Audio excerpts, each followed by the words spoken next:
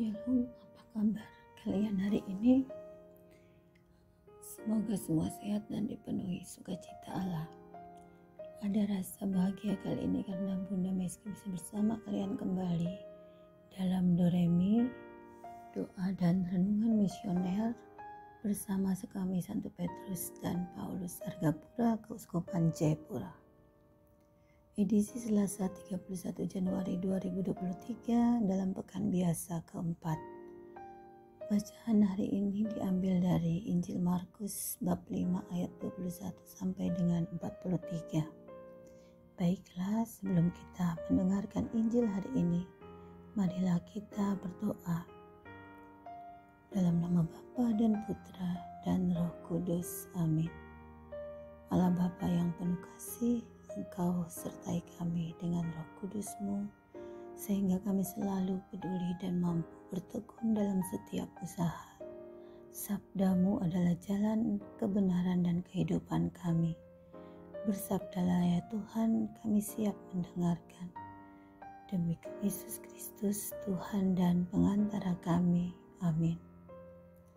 Semoga Tuhan beserta kita sekarang dan selama-lamanya. Inilah Injil suci Yesus Kristus menurut Markus. Sekali peristiwa setelah Yesus menyeberang lagi dengan perahu, datanglah orang banyak berbondong-bondong lalu mengerumuni Dia. Ketika itu Yesus masih berada di tepi danau, maka datanglah seorang kepala rumah ibadat yang bernama Yairus.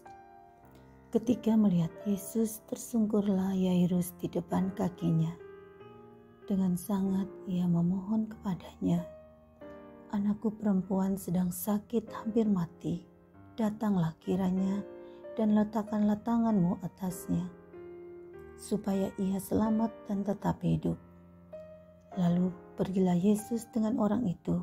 Orang banyak berbondong-bondong mengikuti Dia dan berdesak-desakan di dekatnya. Adalah di situ seorang perempuan yang sudah 12 tahun lamanya menderita pendarahan. Ia telah berulang-ulang diobati oleh berbagai tabib sampai habislah semua yang ada padanya. Namun sama sekali tidak ada faedahnya, malah sebaliknya keadaannya makin memburuk. Dia sudah mendengar berita-berita tentang Yesus. Maka di tengah-tengah orang banyak itu, ia mendekati Yesus dari belakang dan menjamah jubahnya. Sebab katanya, "Asal ku jamah saja jubahnya, aku akan sembuh." Sungguh, seketika itu juga berhentilah pendarahannya dan ia merasa badannya sudah sembuh dari penyakit itu. Pada ketika itu juga Yesus mengetahui bahwa ada tenaga yang keluar dari dirinya. Lalu ia berpaling di tengah orang banyak dan bertanya, "Siapa yang menjamah jubahku?" Murid-muridnya menjawab, "Engkau melihat bagaimana orang-orang ini berdesak-desakan dekatmu. Bagaimana mungkin engkau bertanya, siapa yang menjamah aku?" Lalu Yesus memandang sekelilingnya untuk melihat siapa yang telah melakukan hal itu. Maka perempuan tadi menjadi takut dan gemetar sejak ia mengetahui apa yang telah terjadi atas dirinya. Maka ia tampil dan tersungkur di depan Yesus. Dengan tulus ia memberitahukan segala sesuatu kepada Yesus. Maka kata Yesus kepada perempuan itu, "Hai anakku, imanmu telah menyelamatkan engkau. Pergilah dengan selamat dan sembuhlah dari penyakitmu." Ketika Yesus masih berbicara, datanglah orang dari keluarga kepala rumah ibadat itu dan berkata, "Anakmu sudah mati. Apa perlunya lagi engkau menyusah-nyusahkan guru?" Tetapi Yesus tidak menghiraukan perkataan mereka dan berkata kepada kepala rumah ibadat, "Jangan takut, percaya saja." Lalu Yesus tidak memperbolehkan seorang pun ikut serta kecuali Petrus, Yakobus, dan Yohanes, saudara Yakobus. Dan tibalah mereka di rumah kepala rumah ibadat, dan di sana Yesus melihat orang-orang ribut, menangis dan meratap dengan suara nyaring. Sesudah ia masuk, ia berkata kepada orang-orang itu, "Mengapa kamu ribut dan menangis? Anak ini tidak mati, tetapi tidur." Tetapi mereka menertawakan dia. Yesus menyuruh semua orang itu keluar, lalu ia membawa ayah dan ibu anak itu, dan mereka bersama-sama dengan dia masuk ke kamar anak itu. Lalu dipegangnya tangan anak itu, katanya, "Talita kum," yang berarti, "Hai anak, aku berkata kepadamu, bangunlah." Seketika itu juga anak itu bangkit berdiri dan berjalan, sebab umurnya sudah 12 tahun. Semua orang yang hadir sangat takjub. Dengan sangat Yesus berpesan kepada mereka supaya jangan seorang pun mengetahui hal itu. Lalu ia menyuruh mereka memberi anak itu makan. Demikianlah sabda Tuhan. Terpujilah Kristus. Anak-anak dan remaja misioner yang mendengarkan saat ini, ada dua bentuk rahmat iman yang bisa kita renungkan dari kisah Injil hari ini. Rahmat iman yang pertama adalah rahmat iman yang panjang, seperti yang dialami oleh perempuan yang sakit pendarahan selama 12 tahun. Dia harus berjuang sedemikian rupa, berobat ke sana kemari untuk mendapat kesembuhan. Tetapi selama itu pula dia tidak mendapat jawaban yang memuaskan. Sakitnya tidak kunjung sembuh. Setelah 12 tahun itulah baru terjawab apa yang menjadi kerinduan hatinya. Dia tidak berhenti dan tidak putus harapan. Ini merupakan perjalanan dan proses iman yang panjang dan tentulah tidak mudah.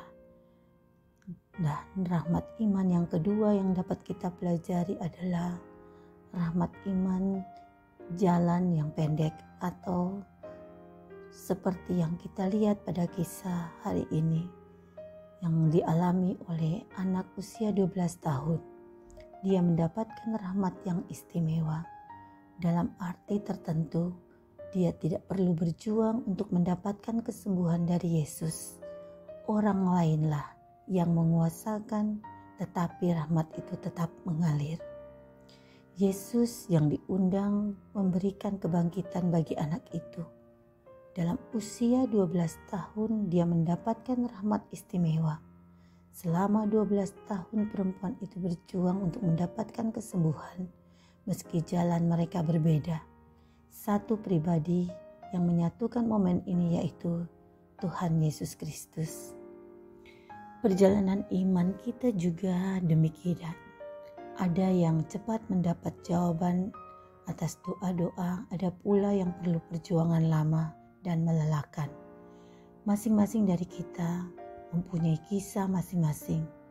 Apa yang perlu kita pelajari adalah soal kepedulian dan ketekunan. Apakah kita mampu bertahan? Orang lain peduli pada anak 12 tahun. Mereka ikut membantu mempertemukan dia dengan Yesus. Buahnya sama, yaitu kesembuhan dan kebangkitan. Bisa jadi kita dalam situasi yang tak terduga ikut menjadi orang yang membantu orang lain untuk berjumpa dan mengalami apa yang Tuhan berikan kepada kita. Menjadi agen yang memohon doa kepada Yesus bagi orang lain adalah panggilan kita. Kita tidak hanya memohon untuk diri sendiri, lewat kita pun orang lain juga bisa mendapat rahmat iman seperti apa yang dialami di dalam kisah Injil hari ini. Mungkin saat orang tua sakit atau teman-teman di sekitar kita, baik di sekolah atau teman-teman sepermainan, ada yang mengalami masalah sakit, kita bisa mendoakan mereka, memberikan dukungan kepada mereka. Lewat doa dan dukungan kita, mereka juga akan menikmati rahmat kesembuhan dan sukacita Allah. Soal keteguhan, kita bisa belajar dari perempuan yang sakit pendarahan. Kita bisa belajar bahwa bisa jadi jalan iman yang kita lewati saat ini belum seberapa dibandingkan dengan orang lain yang punya perjuangan hebat.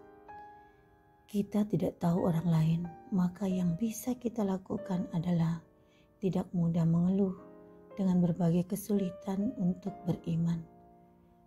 Tidak gampang ngambek juga bisa menjadi salah satu pilihan yang baik untuk mengalami atau melakukan niat kita. Senantiasa bersedia terlibat menjadi pilihan yang bijak untuk tetap memelihara hidup beriman. Bukan hanya untuk 12 tahun, tetapi untuk seumur hidup kita. Anak-anak terkasih, suatu pelajaran penting berguna bagi kita bahwa hendaklah kita percaya dan yakin kepada Tuhan setelah mendengar atau membaca Injil atau firman Tuhan supaya iman kita bertumbuh.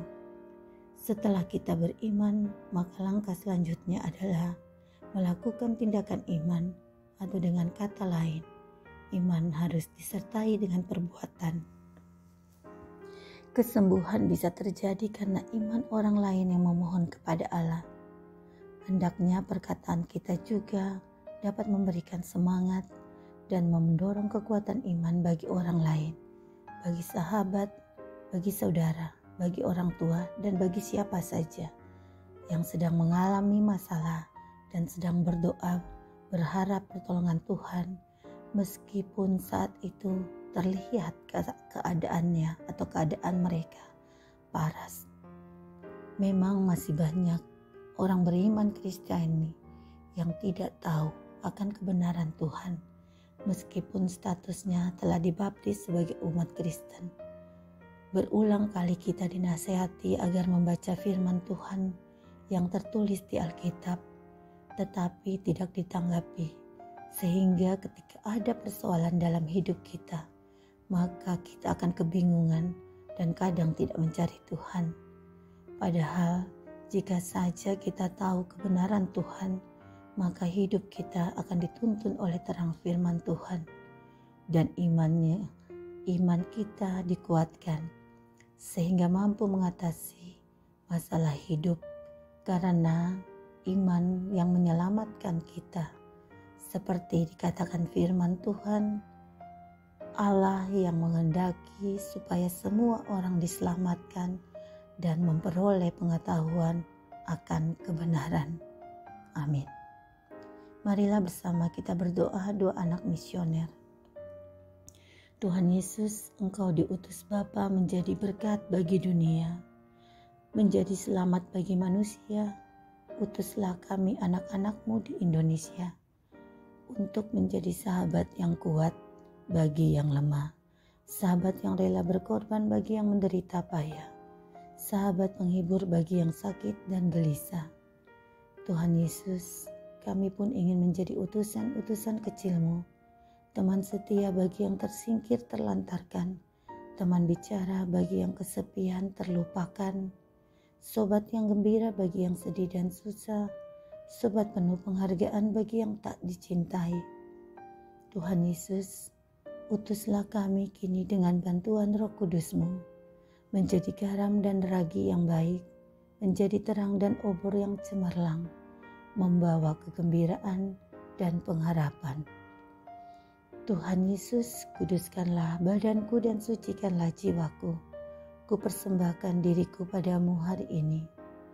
Berkatilah semua anak dimanapun juga. Berkatilah semua orang yang kami jumpai siapapun juga.